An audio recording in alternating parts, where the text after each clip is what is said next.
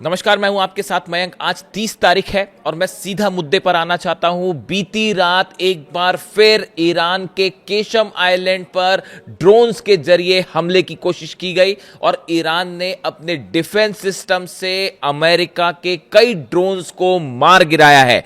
जो खबरें आ रही हैं उसके मुताबिक आधी रात के बाद जो है सुबह सुबह आप कह सकते हैं कि अमेरिका के कई ड्रोन्स जो है वो केशम आइलैंड के ऊपर दिखाई दिए, जिसके बाद ईरान की सेना फौरन एक्टिव मोड पे आई और ईरान की तरफ से डिफेंस सिस्टम आरश ए कामगीर, जिसका आजकल बहुत ज्यादा जिक्र है न सिर्फ ईरान में बल्कि पूरी दुनिया में, अमेरिका में, यूरोप में भी, और वो ईरान के इस डिफेंस सिस्टम को समझने में लगे हुए हैं। बिल्कुल एक्यूरेसी के साथ ईरान ने कई ड्रोन्स को मार गिराया जो केशम आइलैंड के आसपास नजर आ रहे थे। अब सवाल यह है, अब ये बात साफ नहीं है कि ये जो ड्रोन्स थे ये जासूसी करने आए थे या हमले के मकसद से आए थे, लेकिन ये बात सच है कि जब ईरान की तरफ से डिफेंस मिसाइल्स फायर की गई तो आसमान में बड़े धमाके सुनाई दिए।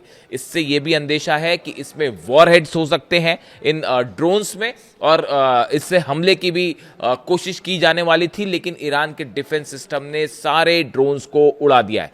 देखिए, ये पिछले 3 दिन में तीसरा मौका है जब ईरान के ऊपर रात के वक्त हमला हुआ है। सबसे पहले बंदर अब्बास पर हमले हुए, वो प्रॉपर मिसाइल अटैक्स थे। उसके बाद दूसरा जो हमला हुआ वो बुशर पर हुआ। बुशर में ईरान का जो है वो न्यूक्लियर पावर प्लांट है, उसके आसपास धमाके की खबरें आई। और उसके बाद अब जो देखिए केशम आइलैंड पर एक बार फिर हमले की कोशिश होती है। केशम आइलैंड अहम इसीलिए है क्योंकि स्ट्रेट ऑफ हॉर्मूज का एंट्री पॉइंट माना जाता है। केशम आइलैंड पर जिसने कब्जा किया, जिसका अधिकार है, वो स्ट्रेट ऑफ हॉर्मूज पर कंट्रोल करेगा, ऐसा माना जाता है। ये एंट्री पॉइंट है स्ट्रेट ऑफ हॉर्मूज का, और इसीलिए शुरू से अमेरिका की निगाह है कि किसी तरह से केशम आइलैंड पर कब्जा किया जाए। यहाँ तरह तरह की जो है वो जासूसी होती रही है, बार बार यहाँ पर मिसाइल्स से हमले किए गए। और जो जंग थी, 40 दिन की जंग हुई, उस दौरान भी ballistic missile, Tomahawk missiles मारी गई केशम आइलैंड पर, लेकिन उसका नतीजा कुछ नहीं हुआ और एक बार फिर ईरान ने अपने डिफेंस सिस्टम से अमेरिका के इस मकसद को फेल कर दिया है। दूसरी बड़ी बात देखिए, कल डोनाल्ड ट्रंप की तरफ से एक मैसेज आता है एक्स पर कि वो, देखिए ये एक छोटी सी घटना है, मैं आपको बताना चाहूँ शायद। कल मेरे एक मित्र हैं, हिंदुस्तान के एक बड़े पत्रकार हैं, न्यूज़ खबरें पढ़ते हैं, उनका मेरे पास कल शाम के आसपास जो है वो मैसेज आया। उन्होंने कहा कि मयंक जी, डोनाल्ड ट्रंप का आपने मैसेज देखा क्या? मैंने कहा मैंने नहीं देखा। तो उन्होंने बताया कि भाई डोनाल्ड ट्रंप कह रहे हैं कि मैं जो है वो सिचुएशन रूम में जा रहा हूं और ईरान पर फाइनल फैसला लेने वाला हूं। इस तरह की बात उन्होंने मुझे बताई। फिर उन्होंने ये भी कहा कि लगता है कि आज की रात जो है वो ईरान पर कोई बहुत बड़ा फैसला करने वाले हैं डोनाल्ड ट्रंप और आज की रात जागना पड़ जाएगा। तो मैंने उन्हें कहा कि देखिए ऐसा है, डोनाल्ड ट्रंप के पास अब सीज फायर को आगे बढ़ाने और समझौता करने के अलावा कोई चारा नहीं है। तो इसलिए डोनाल्ड ट्रंप का कोई भी बड़ा फैसला अगर डोनाल्ड ट्रंप लेते भी हैं तो वो ज़्यादा से ज़्यादा यही कर सकते हैं कि अपने जहाज़ लेके हॉर्मुज से वापस निकल लें, और या फिर जो है किसी तरह का ड्राफ्ट पर समझौता करके ये मान ले कि भाई यहाँ सीज फायर आगे बढ़ जाए। इसके अलावा अब डोनाल्ड ट्रंप कोई बड़ा फैसला नहीं कर सकते। डोनाल्ड ट्रंप अब हमला करने वाली हालत में नहीं है। अगर डोनाल्ड ट्रंप हमला करेंगे तो 12 देशों के बेस एक साथ जलेंगे और बहुत बुरी हालत होगी। तो मैंने उनको कहा कि देखिए आप चिंता मत करिए, सुबह देखते हैं, रात भर जागने की कोई जरूरत नहीं है। जरा देखते हैं डोनाल्ड ट्रंप को अपने फैसले लेने दीजिए कि आखिरी फैसला ईरान पर लेना चाहते हैं तो क्या फैसला लेते हैं। सुबह जब मैं उठा 5:30 बजे के आसपास, तो मैंने फ़ोन लगाया उनको। मैंने पूछा, अरे भाई क्या हुआ, आपके डोनाल्ड ट्रंप फाइनल फैसला लेने वाले थे और अपने जो है वो सिचुएशन रूम में पहुंचे थे, तो फाइनल फैसला क्या लिया? तो उन्होंने मुझे बताया कि डोनाल्ड ट्रंप ने फाइनल फैसला ये लिया है कि कोई फैसला नहीं हो पाया। तो अब ये देखिए, इसीलिए फिर मैंने उनको कहा कि देखिए मैंने आपसे कहा था ना कि रात काली करने की ज़रूरत नहीं है। डोनाल्ड ट्रंप कोई फैसला वैसला नहीं लेने वाले। डोनाल्ड ट्रंप बुरी तरह से फंस गए हैं, ना वो आगे हमला कर सकते हैं और ना अपने आप को बचा पा रहे हैं। देखिए हालात ऐसे हैं, डोनाल्ड ट्रंप अपनी जो फोर्स लेके खड़े हुए हैं स्ट्रेट ऑफ हॉर्मूज पे, पहली बात तो देखिए वो वहां पे खड़े खड़े जितने अमेरिकी सैनिक हैं वो भी परेशान हो चुके हैं। जो तरह तरह के डिस्ट्रॉयर्स खड़े हुए हैं, करीब 13-14 डिस्ट्रॉयर्स अब भी स्ट्रेट ऑफ हॉर्मूज को घेर के खड़े हैं ओमान की खाड़ी के आसपास। वहां जितने अमेरिकन सैनिक हैं वो सबके सब परेशान है डोनाल्ड ट्रंप की जिद से कि भाई यहाँ कहाँ लाके जो है वो खड़ा कर दिया है। फिर उसके बाद देखिए अब हालात ये है कि अगर डोनाल्ड ट्रंप किसी तरह का ड्राफ्ट, जिसकी बहुत ज़्यादा जिक्र है पूरी दुनिया में कि भाई कोई एक ड्राफ्ट तैयार हुआ था क्या ईरान और अमेरिका के बीच में, उस ड्राफ्ट की शर्तों के मुताबिक जो एक्सेस ईरान के सोर्सेस से बाहर आया और जहां तक मैंने उसकी जानकारी हासिल कर पाई कि उसमें यह लिखा था उस ड्राफ्ट में कि अमेरिका फौरन अपनी सेना को ईरान के आसपास से हटा ले, बदले में ईरान स्ट्रेट ऑफ हॉर्मुज को खोलेगा जिस तरह से पहले खुला हुआ था। लेकिन उसमें यह भी साफ लिखा हुआ है कि स्ट्रेट ऑफ हॉर्मुज में निगरानी पूरी ईरान की ही रहेगी, जहाज हर देश का गुजरेगा लेकिन कंट्रोल ईरान का ही रहेगा। तो अब अगर डोनाल्ड ट्रंप इन बातों को मान लेते हैं तो ये आधिकारिक रूप से डोनाल्ड ट्रंप ये मान लेगा कि भाई हम हार गए।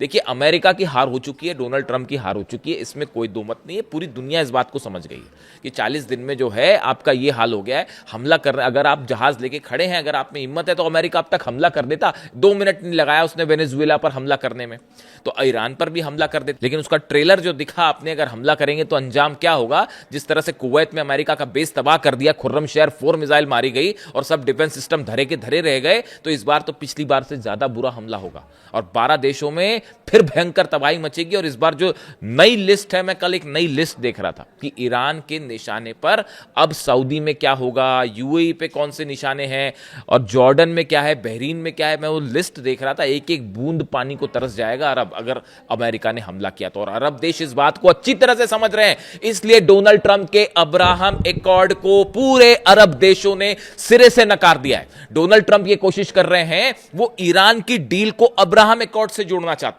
और वो कह रहे हैं कि ईरान के साथ डील तब हो पाएगी जब सब अरब देश इजराइल को मान्यता दे दे, इजराइल से अच्छे संबंध बना ले। सऊदी ने इसका विरोध, मोहम्मद बिन सलमान ने इसका साफ विरोध कर दिया है, साहब ऐसा नहीं हो सकता। बाकी भी जितने अरब देश हैं वो कोई भी इस बात से सहमत नहीं है। कोई इजराइल को, हालात ये है कि इजराइल को लेकर डोनाल्ड ट्रंप जो अब्राहम एकॉर्ड के जरिए दबाव बनाने की कोशिश कर रहे हैं और बड़ी चालाकी से जो है सो जोड़ दिया गया है कि ईरान के साथ डील देखिए तब होगी जब आप अब्राहम एकॉर्ड स्वीकार करें और इजराइल को मान्यता दें। सारे के सारे मुस्लिम देशों ने ऐसा करने से मना कर दिया है, कोई इजराइल के साथ जाने को तैयार नहीं है। तो अब हालात ये है कि इजराइल तो अलग थलग पड़ चुका है, उसकी फिर हम अलग से बात करेंगे। डोनाल्ड ट्रंप की जो कोशिश थी कल रात को जो बैठक हुई वो इसलिए फेल हो गई क्योंकि अगर डोनाल्ड ट्रंप इस प्रस्ताव को स्वीकार कर ले तो ये ऑफिशियली मान लिया जाएगा कि भाई आप जो है, अमेरिका ने स्वीकार कर लिया कि वो हार गए।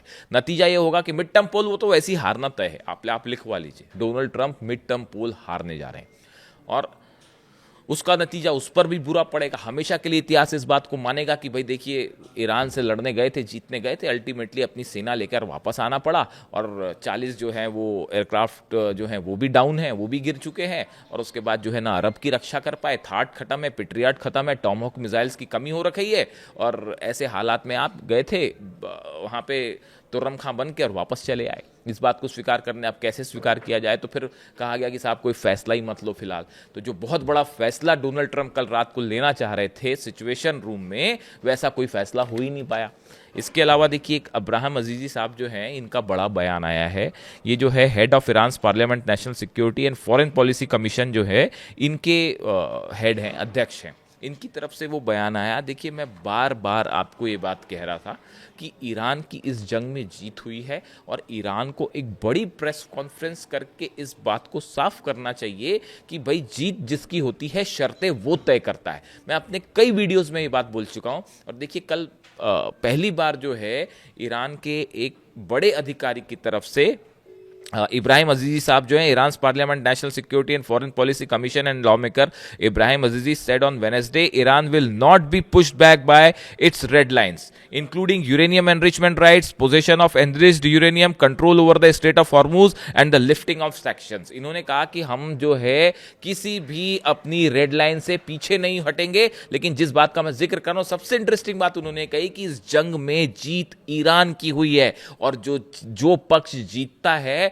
वो अपनी शर्तें तय करता है। यही बात मैं कहना चाह रहा था कि ये स्टैंड ईरान को बड़े साफ तौर पर रखना चाहिए, बल्कि तेहरान में एक बड़ी प्रेस कॉन्फ्रेंस होनी चाहिए। मैं बार बार इस बात को कह रहा हूं जिसमें ईरान के विदेश मंत्री जो हैं अब्बास अराक्ची साहब शामिल हों, ईरान के राष्ट्रपति शामिल हों और पूरी दुनिया को एड्रेस करें कि भाई स्ट्रेट ऑफ हॉर्मुज हमने बंद कर रखा है, वो अमेरिका की डोनाल्ड ट्रंप की सेना की वजह से जो हमारे पर हमला करना चाहती है। हमारा मकसद बिल्कुल नहीं है कि हम दुनिया की इकॉनमी को क्षति पहुंचाएं, हम एक रिस्पॉन्सिबल स्टेट हैं और हम चाहते हैं कि दुनिया में ऑयल और गैस एलएनजी सप्लाई जो है वो जारी रहे। ये बात ईरान को पूरी दुनिया के सामने रखनी चाहिए, यूनाइटेड नेशंस में रखनी चाहिए, और चाहे तो इसके लिए बड़ी प्रेस कॉन्फ्रेंस भी हो सकती है। अब कमोबेश जो है इब्राहिम अजीजी साहब ने बात साफ कर दी है कि जितनी रेड लाइन्स है ना, हॉर्मूज पे ईरान झुकने को तैयार है, न्यूक्लियर मुद्दे पर तो कोई बात ही नहीं है, यूरेनियम पर तो कोई बात ही नहीं है। तमाम खबरें जो आपको दिख रही कि यूरेनियम यहां जाने वाला, वहां जाने वाला, वहां जाने वाला है, यूरेनियम कहीं नहीं जाने वाला, यूरेनियम ईरान के बाहर नहीं जाएगा।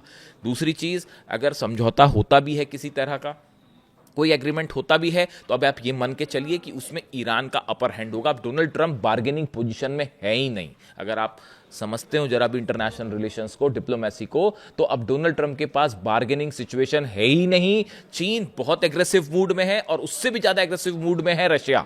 दिमित्री मेदवेदेव, जो कि वहां के सिक्योरिटी काउंसिल के वाइस प्रेसिडेंट हैं, उनकी तरफ से कल बयान आया है कि नेटो तो हमारे खिलाफ, रोमानिया पे देखिए एक ड्रोन फायर किया था रूस ने, जाना था यूक्रेन, रोमानिया पे जाके बच गया वो, और रोमानिया जो है वो नेटो का सदस्य है, तो नेटो कंट्रीज भड़क गई, और उसके बाद जो है रोमानिया ने उनके एम्बेसडर को बाहर कर दिया। तो उस समय उसका जवाब दे रहे थे दिमित्री मेदवेदेव, उन्होंने कहा यूरोपीय देश और नाटो तो हमारे खिलाफ वैसे ही जंग लड़ रहे हैं, और उनको आगे भी हमारे ड्रोन्स का सामना करने के लिए तैयार रहना चाहिए। यानी नेटो के खिलाफ रूस ने आर पार की लड़ाई शुरू कर दी है।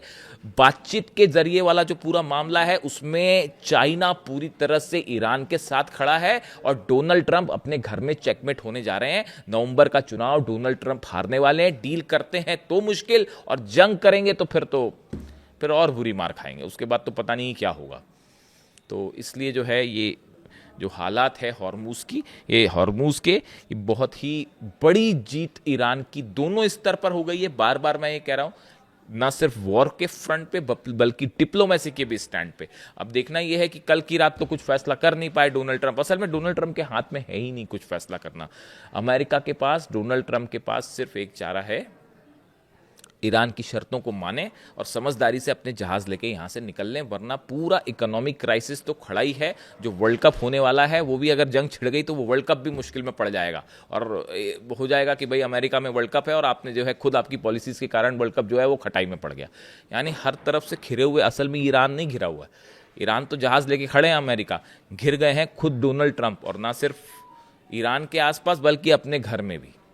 वो एक पंक्तियां है ना, हजारों ख्वाहिशें ऐसी कि हर ख्वाहिश पर दम निकले, वही हाल हो गया है डोनाल्ड ट्रंप का। जो भी अपडेट होगा आप तक पहुंचाऊंगा। Thank you so much.